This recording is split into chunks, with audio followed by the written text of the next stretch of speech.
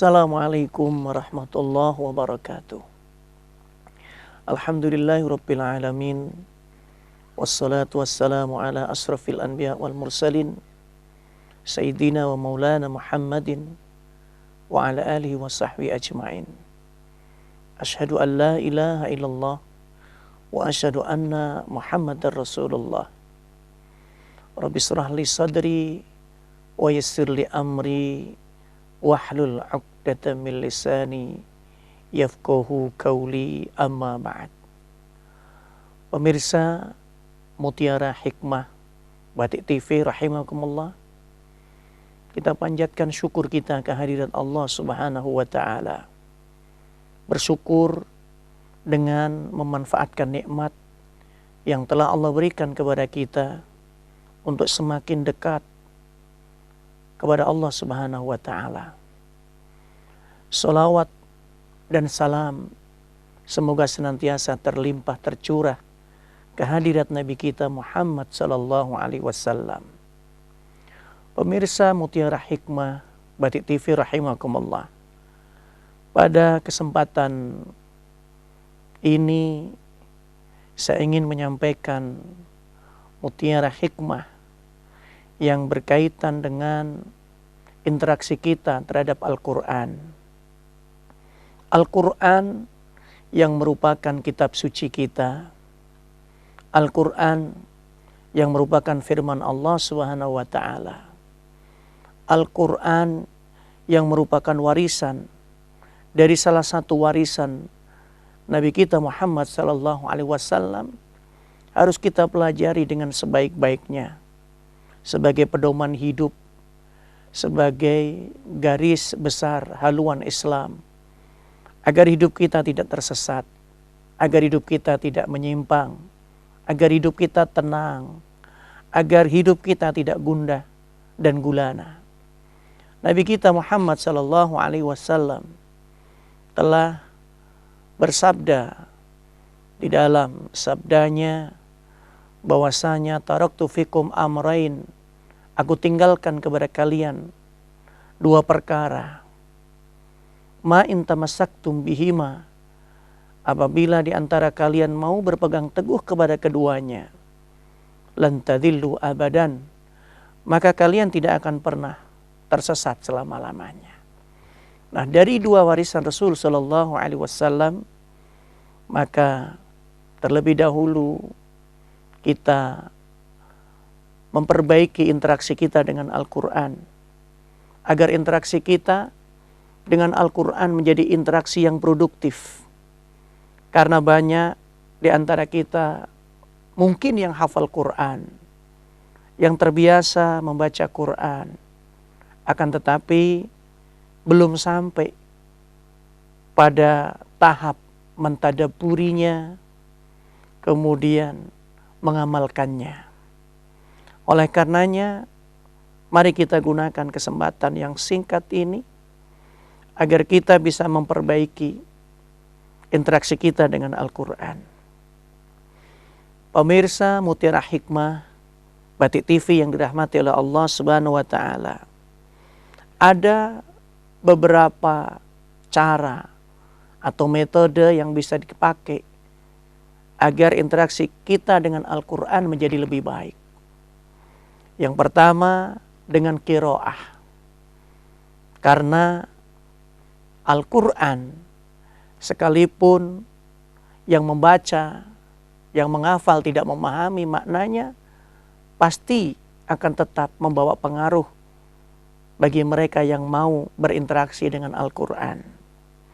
Yang kedua, dengan tilawah.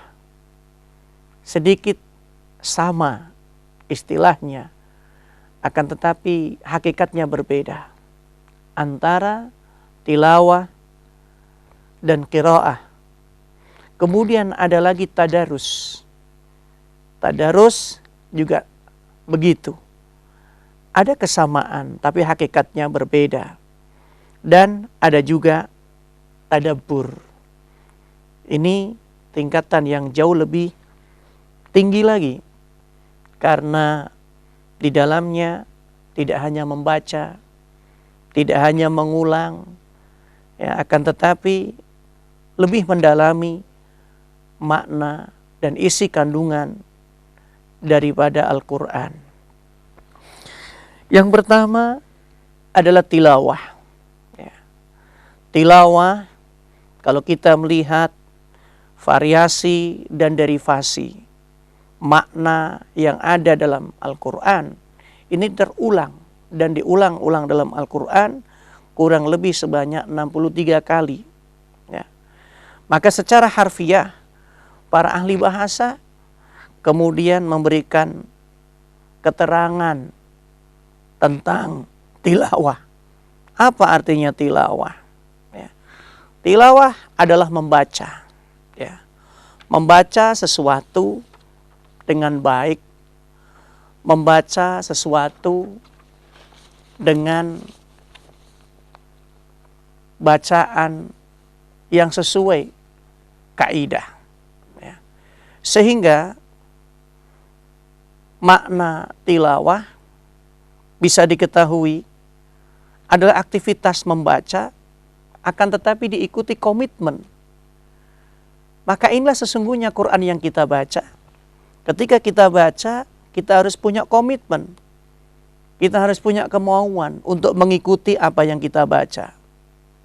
Demikian juga dengan qiraat. Ya. Qiraat dimaknai sebagai kegiatan membaca yang sifatnya lebih umum. Ya. Tapi dengan tilawah, ini sifatnya lebih pada pengagungan. Oleh karena itu Al-Quran sering sekali ya, lebih menggunakan kata tilawah. Ada kita mendengar misalnya musabaqah tilawah Quran. Bisa saja ada musabaqah qiraah Quran, tapi mempunyai pemahaman yang berbeda. Ya, yang berbeda antara satu dengan yang lainnya. Hal ini bisa kita lihat di dalam firman Allah Subhanahu wa taala. Allah mengatakan huwallazi ba'atsa fil ummiyina rasulan minhum yatlu 'alaihim ayatihi wa yuzakkihim wa yu'allimuhumul kitaba wal hikmah wa in kanu min qablu lafi dhalalim mubin. Ya. Di sini di dalam ayat tersebut ya, kita dapati yang digunakan adalah kalimat tilawah. Di saat Allah Subhanahu wa taala mengutus nabi, mengutus rasul dari kalangan mereka, maka yatlu alaihim ayatihi, ya, menggunakan istilah yatlu alaihim, yaitu membaca yang diikuti dengan komitmen untuk mengikuti apa yang dibaca. Di dalam kitab Majelis Syarah Ramadan, ya,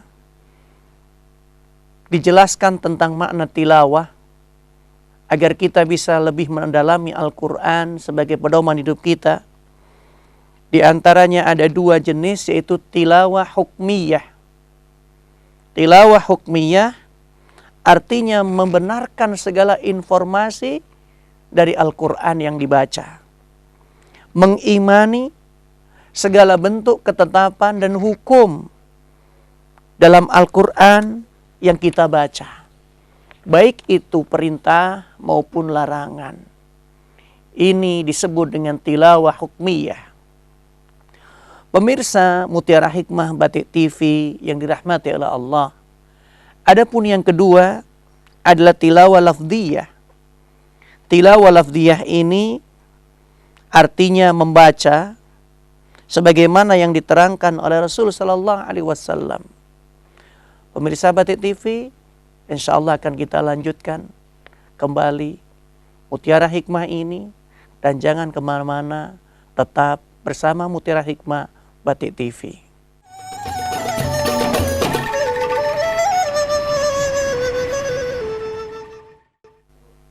Terima kasih pemirsa Mutiara Hikmah Batik TV yang masih setia bersama Mutiara Hikmah Batik TV. Kita lanjutkan kembali bagaimana cara kita berinteraksi dengan Quran agar menghasilkan interaksi yang produktif. Pembahasan kita telah sampai pada tilawah, ya, sebagai salah satu metode, sebagai salah satu cara agar interaksi kita dengan Al-Quran jauh lebih baik dan lebih produktif. Kita telah sampai pada pembahasan tilawah hukmiyah, di mana tilawah hukmiyah mempunyai pengertian bahwa siapapun yang membaca Quran, dia harus menerima dan komitmen untuk menerima apa yang ada dalam Al-Quran. Hukumnya, baik yang diperintah maupun larangannya. Dan itulah tilawah hukmiyah. Selanjutnya ada tilawah lafdhiyah. Tilawah lafdhiyah sebagaimana yang disampaikan oleh Nabi SAW dalam hadisnya, khairukum man ta'allamal Qur'an wa 'allamah. Khairukum man ta'allamal Qur'an wa 'allamah. Sebaik-baik orang di antara kalian, wahai umat Islam, adalah yang mau belajar Al-Quran dan mau mengajarkannya.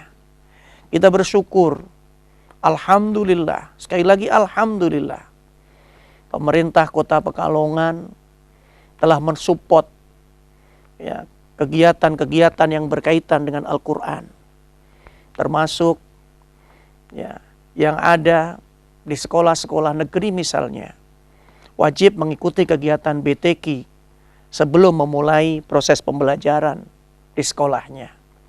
Belum lagi munculnya Taman Pendidikan Al-Quran.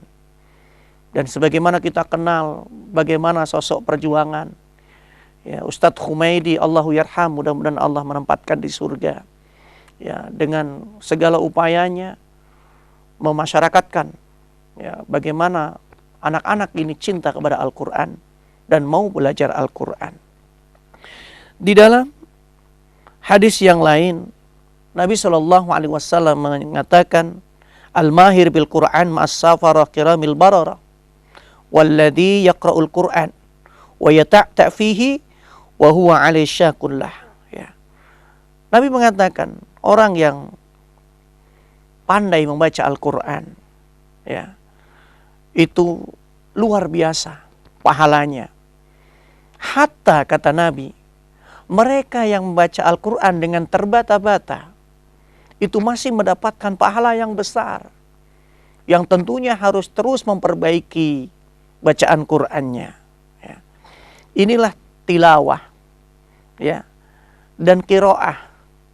Sementara masih ada satu lagi, bagaimana cara kita berinteraksi dengan Al-Quran dengan cara yang baik, agar interaksi kita dengan Al-Quran menjadi produktif dan mampu memberikan perubahan yang signifikan dalam hidup kita, yaitu dengan cara tadarus yang berasal dari kata darosa, artinya juga sama, membaca atau berlatih atau selalu menjaga.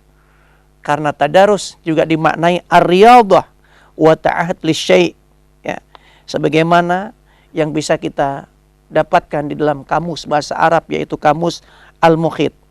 Artinya, baik itu tilawah, baik itu qiraah, maupun itu tadarus atau mudarasah, itu adalah mereka yang membaca Al-Quran dengan aktif. Mereka yang membaca Al-Quran dengan aktif dan punya komitmen untuk mengikuti hukum yang ada dalam Al-Quran, menjalankan perintahnya, menjauhi larangan-larangannya, dan sangat luar biasa. Dan Nabi SAW ketika memerintahkan kita untuk mempelajari Al-Quran, Nabi pun belajar. Nabi memberikan contoh yang luar biasa. Banyak hadis yang bisa kita dapatkan dalam riwayat-riwayatnya.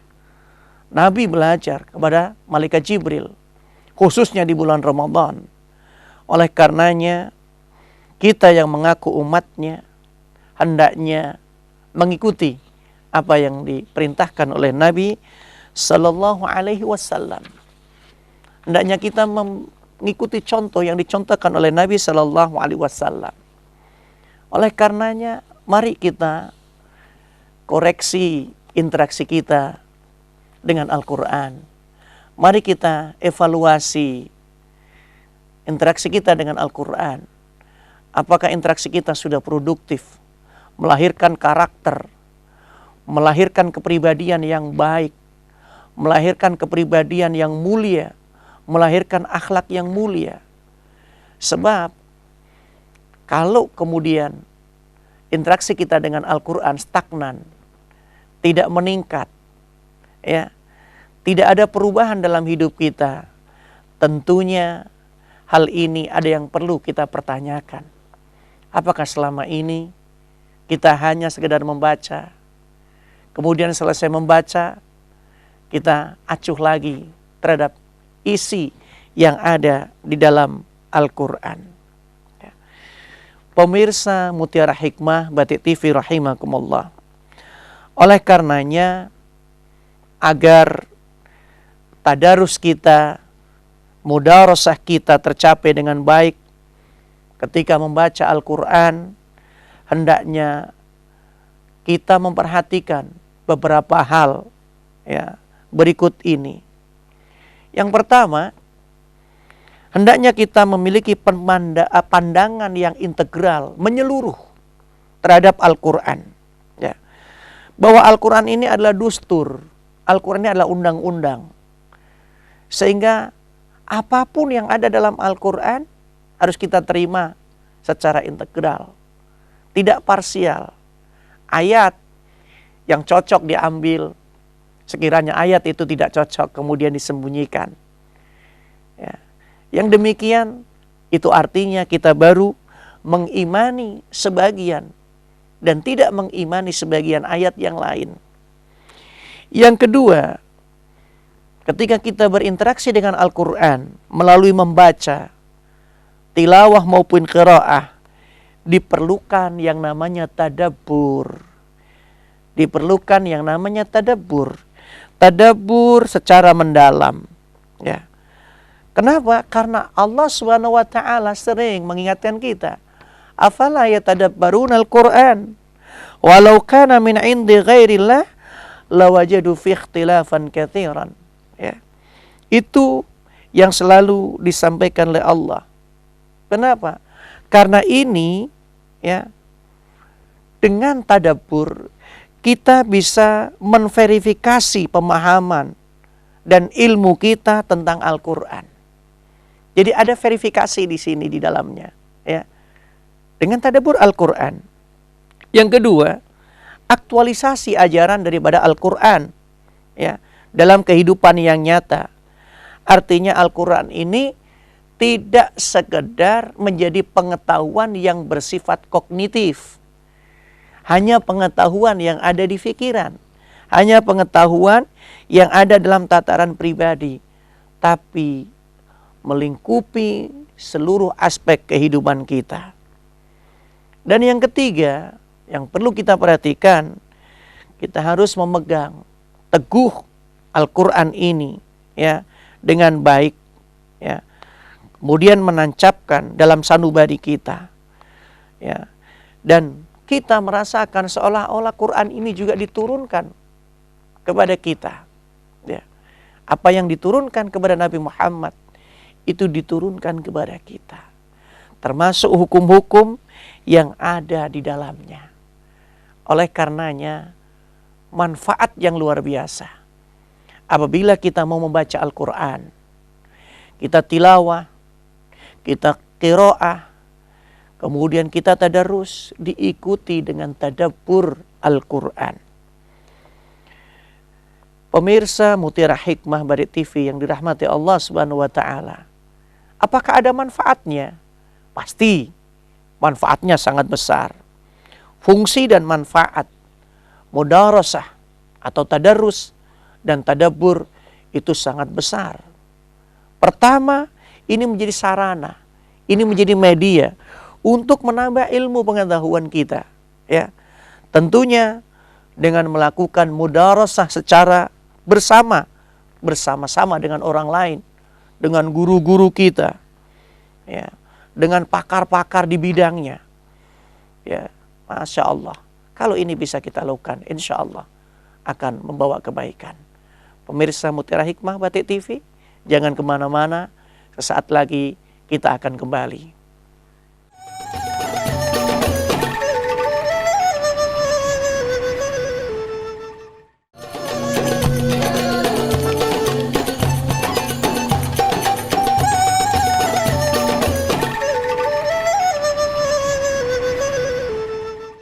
Pemirsa Mutiara Hikmah Batik TV, kita lanjutkan kembali pembahasan kita mengenai interaksi dengan Al-Quran agar lebih produktif. Pembahasan kita telah sampai pada fungsi dan manfaat dari mudarasah atau tadabbur terhadap Al-Quran. Yang pertama, jelas ini menjadi sarana dan media untuk terus menambah ilmu, pengetahuan.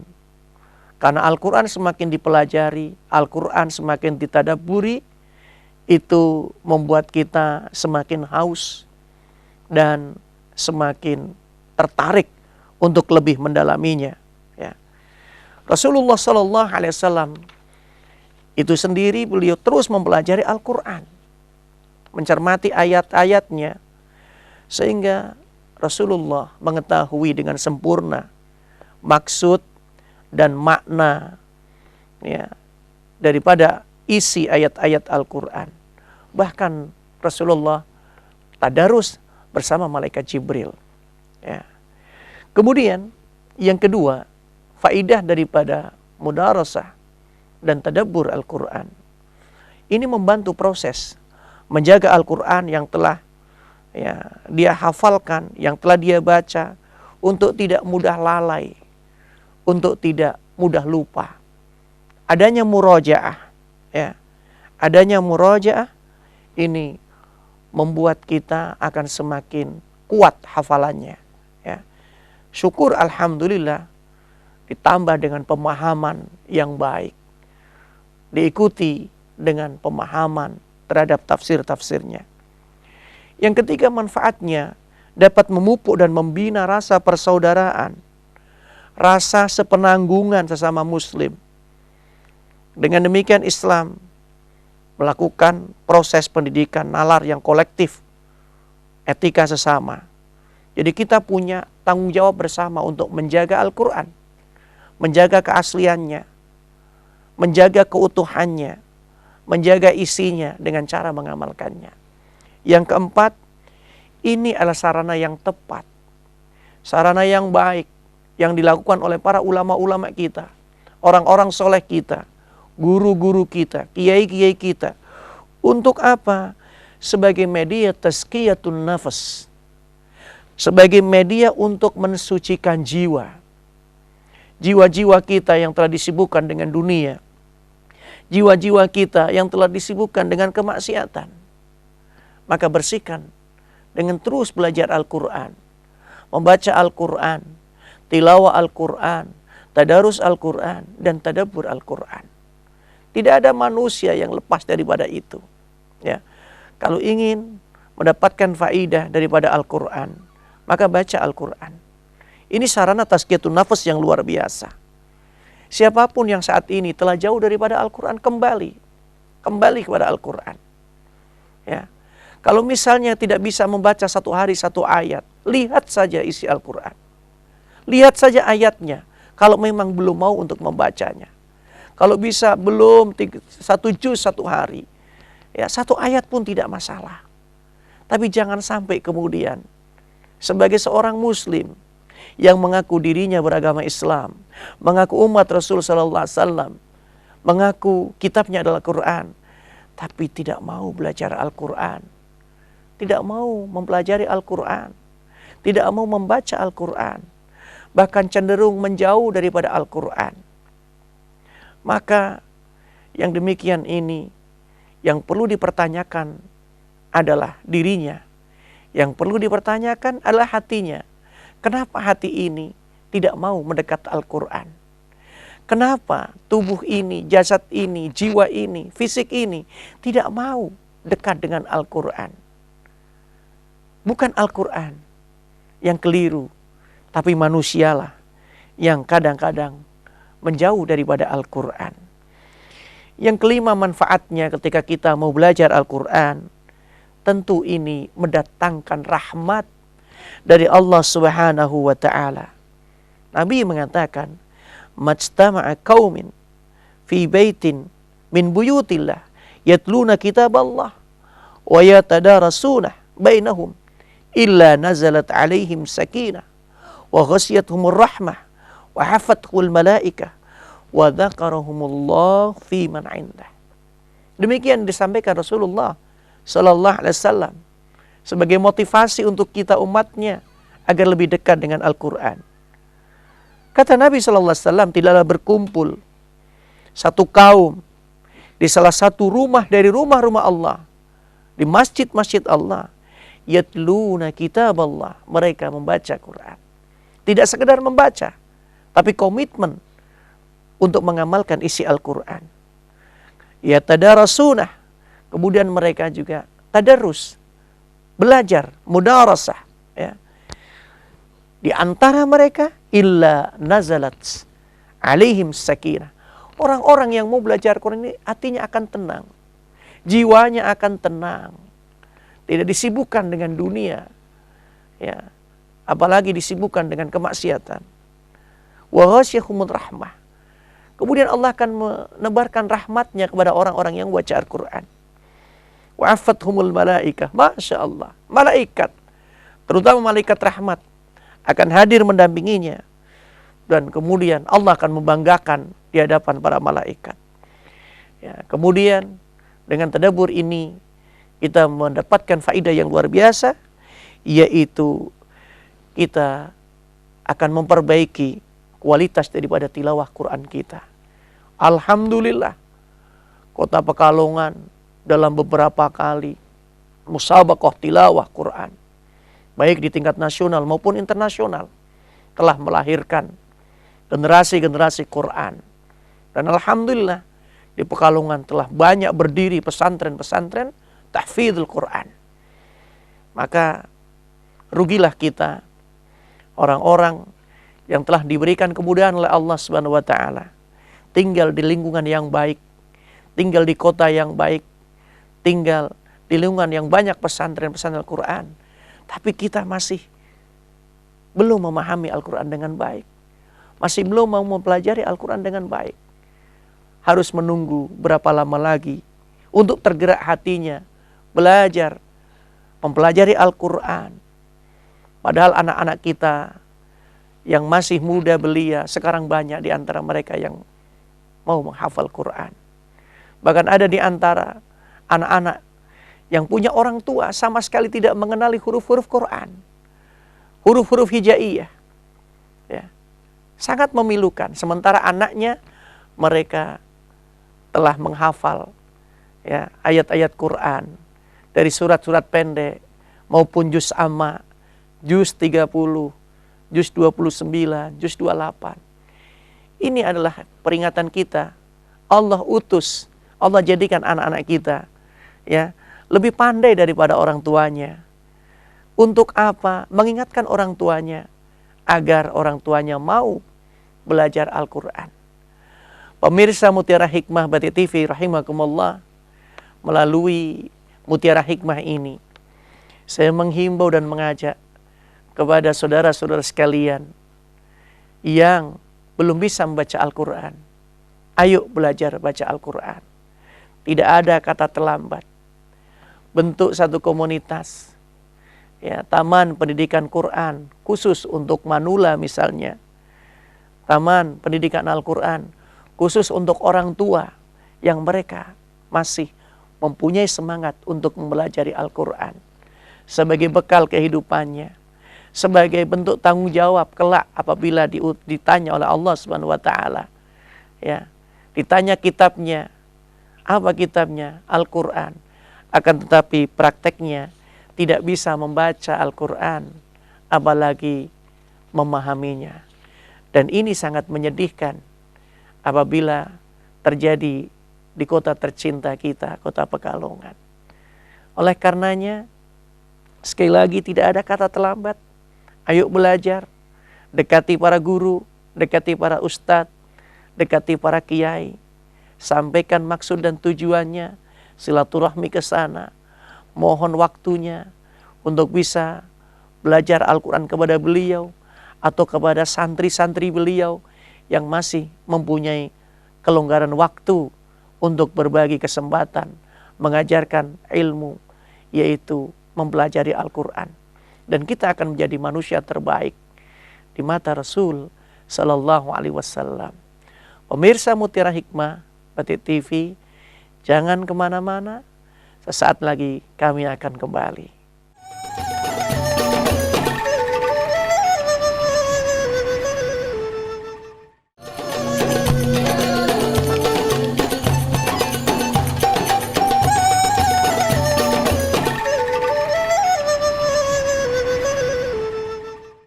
Pemirsa Mutiara Hikmah Batik TV yang dirahmati Allah Subhanahu wa taala. Sampailah pada penghujung Mutiara Hikmah pada kesempatan kali ini. Maka di akhir Mutiara Hikmah kali ini saya ingin menyampaikan bahwasanya agar kita di dalam berinteraksi dengan Al-Quran lebih produktif, maka juga perlu diperhatikan adab-adab di dalam tilawah, adab-adab di dalam tadarus Al-Quran. Ya, yang pertama, ketika kita membaca Quran, bacalah dengan khusyuk. Perhatikan arti dan maknanya secara mendalam dengan cara tadabbur. Yang kedua, jangan tergesa-gesa ketika membaca Quran. Karena ada kaidah tajwid yang harus kita ikuti. Berhentilah pada ayat-ayat tertentu dengan penuh perhatian, dengan penuh kecermatan. Kemudian mencermati secara detail struktur yang ada pada ayat-ayat Quran, konteksnya, maknanya, termasuk latar belakang turunnya ayat. Sekalipun tidak semua ayat yang turun kemudian mencantumkan latar belakangnya. Tapi ini menjadi penting agar kita betul-betul memperbaiki interaksi kita dengan Al-Quran.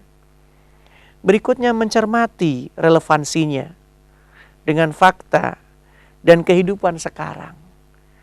Kita sering tidak mencermati sehingga terasa hampa walaupun telah membaca Al-Quran. Satu contoh ketika Allah Subhanahu wa taala berfirman, la yukallifullah nafsan illa wus'aha. Allah tidak akan membebani sesuatu beban yang berat kepada hambanya melebihi daripada kemampuannya. Ayat ini kalau kita cermati dengan baik, kita fahami relevansinya, kita fahami konteksnya, Masya Allah, luar biasa. Hati ini menjadi tenang, diuji dengan ujian seberat apapun. Hati ini betul-betul bergantung hanya kepada Allah Subhanahu wa taala dan tidak kepada selainnya. Tidak bersedih secara berkelanjutan. Tidak hanyut dalam kesedihan. Dan kemudian yang berikutnya agar kita menjaga akhlak dan adab ketika mempelajari Al-Quran, membaca Al-Quran adalah menjaga orisinalitas, ya. Untuk apa? Untuk kita bisa mengikuti pemahaman ulama-ulama kita. Ya. Kembali kepada Quran baik. Tapi bagaimana kembali kepada Al-Quran tanpa petunjuk, tanpa bimbingan para ulama? Maka jangan jauh daripada ulama. Jangan jauh daripada guru-guru kita. Minta bimbingannya agar kita tidak menyimpang. Ya, menyimpang jauh dari apa yang telah digariskan oleh Allah dan Rasul-Nya. Kemudian ada berikutnya adalah mencermati, memilih. Ya, di sana banyak pendapat ahli tafsir dan banyak sekali pakar-pakar tafsir di bidangnya. Ada yang pendekatan tafsirnya pendekatan hukum, ada pendekatan tafsirnya pendekatan tafsir bahasa atau linguistik. Belajar. Fa insyaallah Quran ini akan memberikan manfaat yang besar bagi kita. Membentuk pribadi, membentuk karakter, membentuk akhlak. Dan kita bisa menyaksikan orang-orang yang mau melakukan apa yang dilakukan oleh Rasulullah dan diperintahkan oleh Rasulullah, derajatnya akan diangkat oleh Allah Subhanahu wa taala. Derajatnya akan ditinggikan oleh Allah Subhanahu wa taala. Maka siapa yang meninggikan Al-Qur'an, siapa yang mengangkat derajat Al-Qur'an dan menjaganya, Allah akan menjaga kita. Allah akan mengangkat derajat kita, ya, menjadi yang terbaik di mata Allah dan Rasul-Nya, menjadi yang terbaik di antara umat manusia. Karena hal itu sejak awal telah terbukti. Malaikat yang membawa risalah ini untuk diserahkan kepada Nabi menjadi malaikat yang terbaik, yaitu malaikat Jibril. Sementara Muhammad sebagai Nabi yang menerima Al-Quran ini, maka disebut sebagai Nabi yang terbaik, ya, khairul anbiya wal mursalin. Kemudian waktu di mana Al-Quran ini diturunkan menjadi waktu yang terbaik, waktu yang penuh keberkahan. Maka siapapun dari malaikat, dari manusia atau makhluk Allah yang lainnya, mereka yang mau menerima Al-Quran, mereka yang mau menjaga Al-Quran, mereka yang mau terus berinteraksi dengan Al-Quran dan menjadikan Al-Quran sebagai dustur, sebagai undang-undang, sebagai garis besar haluan ilahi, maka dia akan menjadi manusia yang mulia, baik di dunia maupun di akhirat. Sehingga kedudukannya tidak ada yang lebih tinggi daripada mereka-mereka yang berjuang untuk menjaga Al-Quran dengan cara tilawah, tadarus, qiraah, sampai pada tadabbur isi daripada Al-Quran. Dan ini tidak akan bisa didapati kecuali oleh orang-orang yang mendapat hidayah, mendapat kesempatan dari Allah Subhanahu wa taala. Karena berapa banyak yang kita saksikan, ya, di antara kita yang pada akhirnya justru kehidupannya jauh daripada Al-Quran. Pemirsa Mutiara Hikmah Batik TV yang dirahmati Allah, di akhir Mutiara Hikmah ini, mari kita berdoa kepada Allah Subhanahu wa taala. Mudah-mudahan Allah Subhanahu wa taala menjadikan kita, anak keturunan kita, sebagai ahlul Quran. Bismillahirrahmanirrahim. Alhamdulillahirabbil alamin. Allahumma salli wa sallim wa barik ala Muhammadin wa ala alihi wa sahbihi ajmain. Allahumma la tada' lana fi majlisina hadha dhanban illa ghafartah, wa la 'aiban illa satartah, wa la dhalan illa hadaitah, wa la saqaman wa la maridan illa syafaitah, wa la hajatan min hawaijid dunya illa qadaitaha bi rahmatika ya arhamar rahimin. Allahumma inna nas'alukal huda wat tuqa wal afafa wal ghina. Allahumma inna nas'alukal afwa wal afiyah wa tamamal afiyah was sihhah was salamah. Rabbana la tu'akhidna in nasina aw akhtana. Rabbana wa la tahmil alaina isran kama hamaltahu 'alal ladina min qablina. Rabbana wa la tuhammilna ma la taqata lana bi.